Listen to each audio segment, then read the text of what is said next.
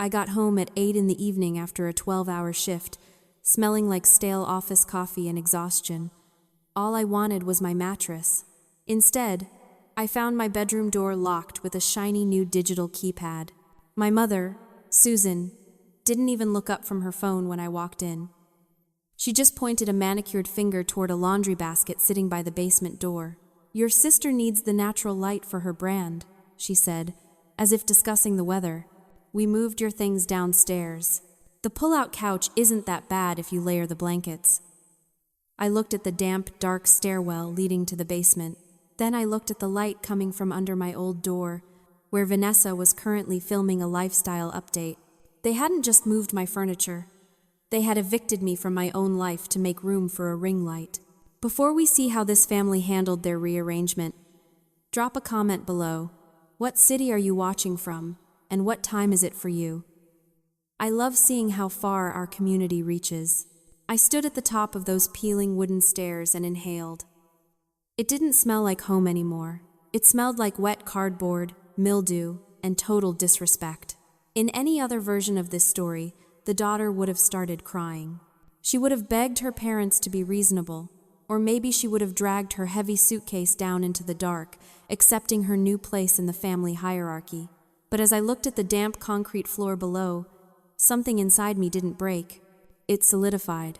My father, Robert, was sitting in his recliner 6 feet away, aggressively pretending to be fascinated by a rerun of a sitcom he had seen 100 times. He wouldn't meet my eyes. He knew this was wrong, but his comfort depended on his silence, so he stayed silent.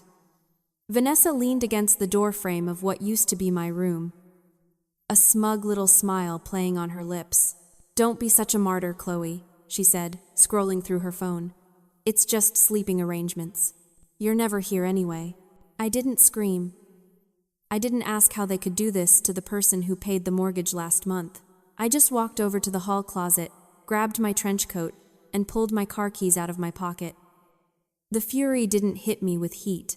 It settled over me with the cool, hard logic of a system override. It felt like looking at a fractured user interface and realizing the only fix was to shut the whole program down.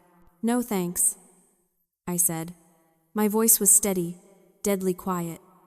"I will sleep at my own place." The room went silent for a second, and then my mother let out a sharp, dismissive laugh. "Oh, stop it," she said, waving her hand at me like I was a toddler throwing a tantrum. "You're not going to a hotel, Chloe. We know you don't have that kind of money to waste. Just go downstairs and stop making a scene." They thought I was bluffing. They thought my bank account looked like theirs, empty, overdrawn, and desperate. They didn't know about the side contracts. They didn't know about the investments. And they certainly didn't know about the keys currently sitting in the bottom of my purse. I didn't bother correcting her. I just pulled out my phone and dialed the number I had saved under movers, tentative. I had booked them for next week, just in case. But tonight seemed like a much better timeline. "This is Chloe," I said into the phone, ignoring Vanessa's confused glare. "I need to activate the emergency rush order." "Yes. Tonight. The entire bedroom suite. I'll text you the address." I hung up and looked at my family one last time. Crowded into a fading living room filled with unsold inventory from my brother-in-law's failed businesses, clinging to a house they couldn't afford, bullying the only person who was keeping the lights on. "Where are you going?" my dad asked, finally looking away from the TV, a flicker of genuine panic in his eyes. "Home," I said. I didn't wait for a response. I walked out the front door and didn't look back. The night air hit my face like a slap, sharp, freezing, and absolutely clean. It was the first time in years I had breathed air that wasn't contaminated by their expectations. I got into my car, the engine roaring to life, and as I pulled out of the driveway, I didn't feel sad. I felt efficient. The transaction was canceled. The subscription had expired. And for the first time in my life, I was the one driving away. 20 minutes later, I wasn't checking into a Motel 6. I was swiping a security fob against the glass doors of the Foundry, a converted industrial building downtown. As the heavy steel gate slid open, I felt my pulse slow down for the first time that day. I parked my sedan between a Tesla and a vintage Porsche. grabbed my duffel bag, and took the elevator to the top floor. When I unlocked door number 604, I didn't step into a cramped hotel room. I stepped into 1,200 square feet of exposed brick, polished concrete floors, and floor-to-ceiling windows overlooking the skyline. It was silent. It was spacious. And most importantly, it was mine. I had closed on it 3 days ago. My family thought I was a struggling junior developer. They thought my job involved playing on the computer. My father liked to ask if I was still making my little internet doodles, usually right before asking me to cover the gas bill. They didn't understand the market rate for a senior user experience designer with a specialized portfolio in fintech security. They didn't know that my little doodles were currently redesigning the interface for a major banking app, or that my side contracts alone brought in more than my father made in a year. I dropped my bag on the kitchen island, a slab of white quartz that cost more than Vanessa's car, and finally let myself do the math. I had been avoiding the numbers for years because looking at them hurt. But tonight, in the cool silence of the loft, the spreadsheet in my head opened itself up. $2,500. That was the monthly rent I transferred to my mother on the first of every month. They called it contributing to the household. In reality, it covered their mortgage, their property taxes, and the high-speed internet Vanessa needed to upload her videos. $300. That was the loan Vanessa begged for 2 weeks ago for branding photos, swearing she would pay me back once her sponsorship deal came through. Spoiler alert, there was no deal, and there was no payback. Then there were the groceries, the tank of gas for my dad's truck, the pizza orders on Friday nights because Mom was too tired to cook. When I added it all up, I hadn't just been a daughter living at home. I had been a venture capitalist pouring funds into a failing startup called my family. For years, I told myself this was what family did. You help each other. But standing there in the dark, illuminated only by the city lights below, I realized the transaction had been fraudulent from the start. I wasn't paying for room and board. I was paying a tolerance tax. I was paying $2,500 a month for the privilege of being ignored at dinner. I was paying for the right to be treated like a guest in my childhood home, a guest who could be demoted to the basement the moment someone more charismatic needed the space. I had been keeping a silent ledger of every insult I swallowed, every thank you I never received, and every boundary they stepped over. I looked at my phone. No texts yet. They were probably still laughing, eating the takeout I had paid for, confident that I would come crawling back tomorrow morning when reality set in. They thought they had called my bluff. They didn't realize that by kicking me out, they hadn't punished me. I walked over to the window and pressed my hand against the cold glass. I wasn't the spare part anymore. I was the architect of my own life. And for the first time in history, the bank was officially closed. The silence lasted exactly 72 hours. That was how long it took for the first of the month to roll around, and with it, the automated reality check of bills coming due. I was sitting at my kitchen island, drinking espresso from a machine that cost more than my first car, when my phone started to vibrate against the quartz counter. It wasn't a call asking if I was safe. It wasn't an apology for the basement incident. It was a text from my mother. Did you forget to transfer the funds? The internet bill is due today, and the mortgage hits tomorrow. Also, Leo misses you. I stared at the screen, analyzing the message like it was a phishing scam. It was a masterclass in manipulation. First, the financial demand, framed as a casual reminder, as if my departure was just a glitch in their accounting software. Then, the emotional hook, using my 6-year-old nephew as human shields. I didn't reply. I simply swiped the notification away and took another sip of coffee. When silence met their demands, the strategy shifted from confusion to aggression. By noon, the voicemails started. My mother's voice was tight, pitching up into that frantic register she used when she wanted to play the victim. Chloe, I don't know what kind of game you're playing, but this is cruel. Your father is stressed. Vanessa can't upload her video because the service is throttled. You can't just abandon your family because of a little disagreement about a room. It's selfish. Selfish. That was their favorite word for me. For years, I had internalized it. I thought maybe I was cold, maybe I was too focused on work, maybe I wasn't giving enough. But sitting in my loft, looking at the city below, I realized the truth. It wasn't about love, it was about economics. There is a concept in economics called the resource curse. It explains why countries rich in natural resources often end up with the most corrupt, incompetent governments. Because the leaders don't need to build a functional economy, they just need to extract the wealth from the ground. I was the natural resource. My family was the corrupt government. They didn't resent me because I was mean. They resented me because they needed me. Every time I paid a bill they couldn't afford, it was a reminder of their own failure. Every time I fixed a problem they created, it highlighted their incompetence. They preferred Vanessa not because she was better, but because she was broken. Her failures made them feel necessary. My success made them feel small. That evening, the campaign went public. I got a notification that Vanessa had tagged me in a story, though she had blocked me from seeing it directly. I viewed it through a burner account I used for market research. She was sitting in her new studio, my old room bathed in the soft light of the ring lamp I had inadvertently paid for with the electric bill. She was wiping away a fake tear, looking bravely into the camera. "It's just hard," she whispered to her 1,200 followers.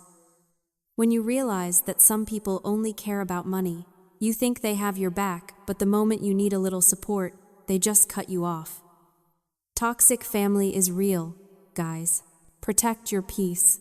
She didn't name me, but she didn't have to. The narrative was set. I was the villain who abandoned them in their time of need. She was the martyr trying to build a dream against the odds. I watched the video twice. I didn't feel hurt. I didn't feel the urge to comment and defend myself. I felt the cold, hard satisfaction of a scientist watching a hypothesis be confirmed. They truly believed they were the victims. They believed they were entitled to my labor, my money, and my dignity, simply because we shared a last name. I closed the app and set the phone face down. They wanted a villain? Fine. I would show them what happens when the villain stops funding the hero's journey. At 10 o'clock the next morning, my laptop made a soft chime that sounded nothing like the frantic buzzing of my phone.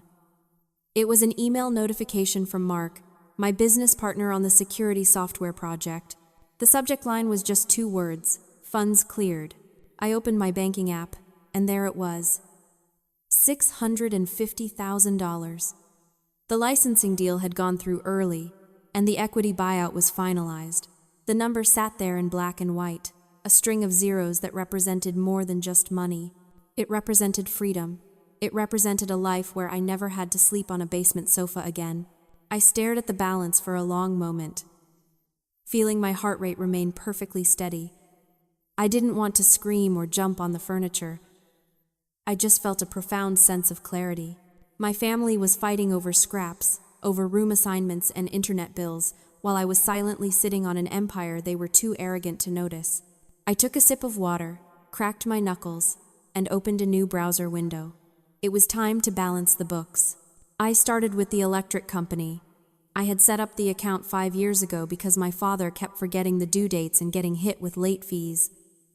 My credit card was the primary payment method. I navigated to the billing section, clicked Manage Payment Options, and selected Remove Card. The screen asked me to confirm. I didn't hesitate. Click.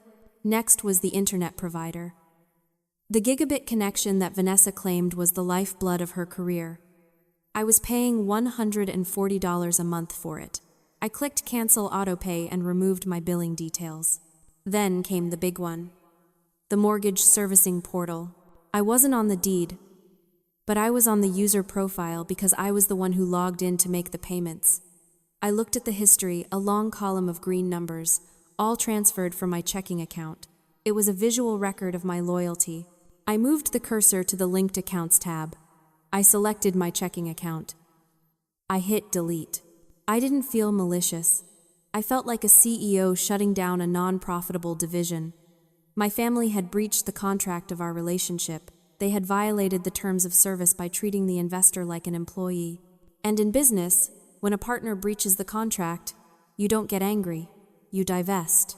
I spent the next hour systematically untangling my digital financial DNA from theirs. Streaming services? Cancelled. The shared family data plan? I ported my number out and left them to figure out the rest. The recurring delivery of premium dog food for the family pet? Gone. By 11:30, I was done. I picked up my phone and dialed a number I had been researching for weeks. Hamilton and Associates, CPA, a voice answered. Hi, this is Chloe, I said, my voice crisp and professional. I'm a new client with a significant capital gains event I need to manage. I'm looking to structure some investments and shield my assets, and I need to make sure everything is completely legally separate from any familial liabilities. We can certainly help with that, the receptionist said. Today, I said, I want to lock everything down today. I hung up and looked out the window at the sprawling city. Somewhere out there, in a fading colonial house in the suburbs, the lights were still on. The internet was still humming. The water was still hot, but the fuel source had just been cut. They were running on fumes, and they didn't even know the engine had stopped. This wasn't revenge. It was just a market correction, and the crash was going to be spectacular. 2 weeks passed in a blur of productivity. My skin cleared up. My sleep schedule normalized. I was winning, or at least, I thought I was. I was sitting in a conference room at the co-working space downstairs, finishing up a client presentation, when my personal phone rang. It wasn't my mother or Vanessa. I had silenced their notifications ages ago. It was a number I didn't recognize, with a caller ID that read Regional Risk Management. I frowned and picked up. Miss Chloe, this is David from the Loss Mitigation Department at First Liberty Bank. I'm calling regarding the urgent delinquency on the home equity line of credit attached to the property at 42 Oak Street. I stopped typing. I think you have the wrong number. I don't own the property at 42 Oak. My parents do. And I definitely don't have a home equity line of credit.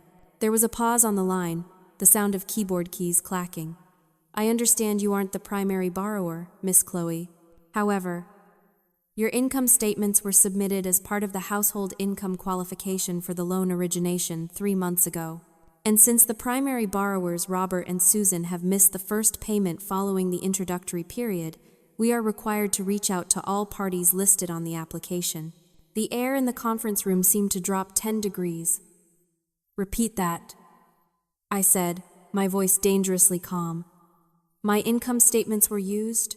Yes, ma'am. We have your pay stubs from the last 2 tax years on file. The loan was approved for $40,000 to fund. He paused, reading from a file.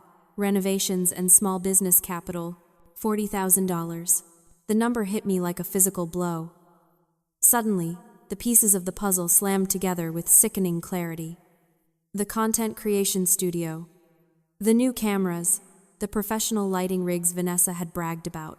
My parents hadn't just kicked me out of my room to be nice to her. They had taken out a second mortgage on their house, a house they barely owned, to fund Vanessa's delusion of becoming a star. And the worst part? They had used my creditworthiness to do it. They must have raided my old filing cabinet before they moved my things to the basement, stolen my tax returns, and presented them to the bank to prove the household could support the loan. David, I said, my hand gripping the phone so tight my knuckles turned white. What happens if that payment isn't made? Well, David said, his voice dropping into that sympathetic tone collectors use before they ruin your life. Since the loan is secured by the home, and the primary mortgage is also showing a missed payment as of yesterday, we would initiate foreclosure proceedings within 30 days. I hung up without saying goodbye. I sat there in the silence, staring at the polished wood table. It wasn't just disrespect anymore. It was fraud. They had gambled the roof over their heads on the belief that I would never leave. They assumed my $2,500 a month would cover the interest on the debt they took out to replace me. They had leveraged my stability to fund their own destruction. I thought about calling the police. I thought about calling a lawyer. But as the shock faded, it was replaced by a cold, dark realization. I didn't need to sue them. I didn't need to report them for fraud. The math was already doing the work for me. I was the load-bearing wall in that house, and I had walked away. Gravity was about to take care of the rest. I knew they would come. Desperation makes people resourceful, and my mother had always been excellent at tracking me down when she needed something. At 7 p.m., the intercom buzzed. I glanced at the monitor and saw them huddled in the vestibule, like refugees from a storm they had started themselves. My mother, looking pale and frantic. My father, staring at his shoes. Vanessa, holding Leo's hand with a grip that looked tight enough to hurt. I could have ignored them. I could have told security to escort them off the premises, but a part of me knew that if I didn't face them now, they would haunt the periphery of my life forever. I needed to close the file. I pressed the button. 6th floor. When the elevator doors slid open, the silence of my loft was shattered by the sheer volume of their presence. They stepped inside, and I watched the air leave their lungs. They were expecting a cramped studio or a friend's couch. Instead, they walked into a cathedral of industrial luxury. Vanessa's eyes immediately darted around the room, cataloging the value of everything she saw. The floor-to-ceiling windows, the designer furniture, the sheer, expensive emptiness of it all. I saw the envy curdle on her face instantly. "You live here?" she asked, her voice sharp with accusation.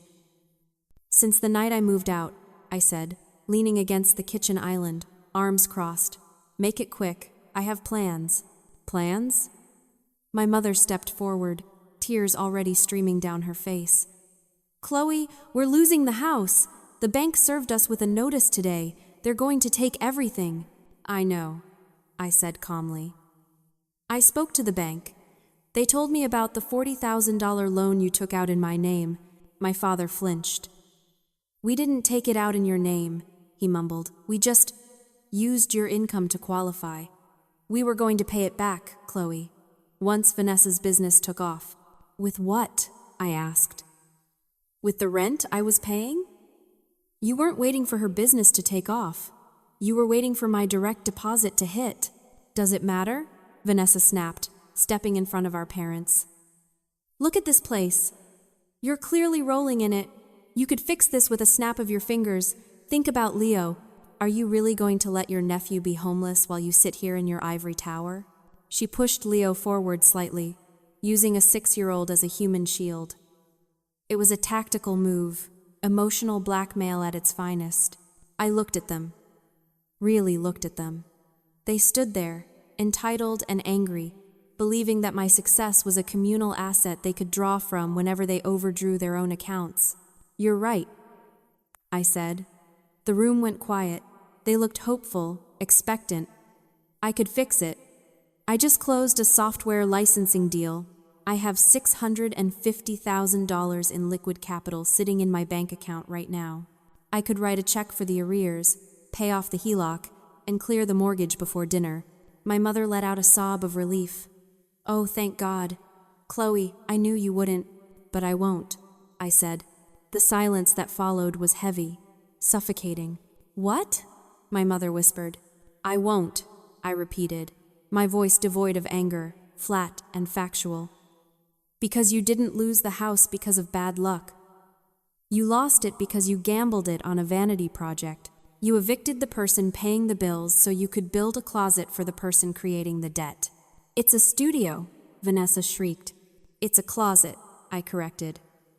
"And now, you can live in it. Or you can find somewhere else. But you aren't living here. And you aren't living on my dime anymore." Crossing to the kitchen island, I picked up a stack of papers I had printed out earlier. I walked over to my father and pressed them into his hand. "What is this?" he asked, his hands shaking. "A list of local rental assistance programs and emergency housing options," I said, "and the number for a bankruptcy attorney. I paid his retainer for you. That is my final contribution to this household." "You're heartless," Vanessa spat, pulling Leo back. "You're a monster." "No," I said, walking to the door and holding it open. "I'm just the one who finally balanced the budget. Please leave." They stared at me for a long moment, waiting for me to crack, waiting for the guilt to kick in. But the tank was empty. Finally, my father turned and walked out, his shoulders slumped. My mother followed, sobbing into her hands. Vanessa glared at me with pure hatred, but she walked out too. As the elevator doors closed on their faces, I didn't feel triumphant. I just felt clean. The siege was over. The fortress held. And for the first time, the enemy was outside the gates. 6 months. That is how long it took for the foreclosure process to bleed the final drop of equity out of the house on Oak Street. I didn't go to the auction. I heard about it from a mutual friend. The house sold for less than what was owed on the combined mortgages, leaving my parents with nothing but bad credit and a storage unit full of unsold inventory. They are living in a cramped 2-bedroom apartment across town now, the rent subsidized by my brother-in-law's parents. I imagine it's crowded. I imagine Vanessa doesn't have a studio anymore, but I don't know for sure, because I haven't asked. My life looks very different now. It's 7 in the morning on a Saturday. Sunlight is flooding the loft, illuminating the dust motes dancing in the air. The silence here isn't empty. It's rich. It's the sound of a life that belongs entirely to me. My investments are performing well, steady, boring, reliable growth. I'm dating someone new, an architect named Julian. On our second date, he insisted on splitting the bill because, as he put it, partnership means equal contribution. It was such a small thing, but after a lifetime of being the designated wallet, it made me want to cry. I walked out onto the balcony with my coffee, looking at the city waking up below me. For years, I told myself that staying with my family was noble. I told myself that they were my anchor, the thing that kept me grounded in a chaotic world. But looking back, I realized I had the metaphor wrong. An anchor is supposed to hold a ship steady. But if the water rises and the anchor refuses to lift, it doesn't save the ship, it drowns it. My family wasn't grounding me. They were dragging me to the bottom of an ocean I didn't belong in. Cutting the chain wasn't an act of malice. It was an act of buoyancy. It was the only way to keep the hull from cracking under the pressure of their expectations. My phone buzzed on the railing. I glanced down. 1 missed call. The contact name simply read, Mom. No voicemail. No text. Just a digital ping checking to see if the ATM was back online. In the past, that notification would have ruined my morning. I would have felt the familiar crush of guilt, the urge to fix, to soothe, to pay. But today, I just looked at it. I didn't block the number that requires energy, and anger is an energy I am no longer willing to invest. Instead, I simply swiped left and hit delete. The notification vanished. The screen went black. I took a sip of coffee and watched a plane climb into the blue sky above the skyline. I realized that you cannot build a future when you are busy paying for someone else's past. I am done paying. I am done fixing. I am finally just living. If you have ever had to cut an anchor loose to save your own ship, share your story in the comments. And if you believe family is about respect, not just blood, hit that like button and share this video.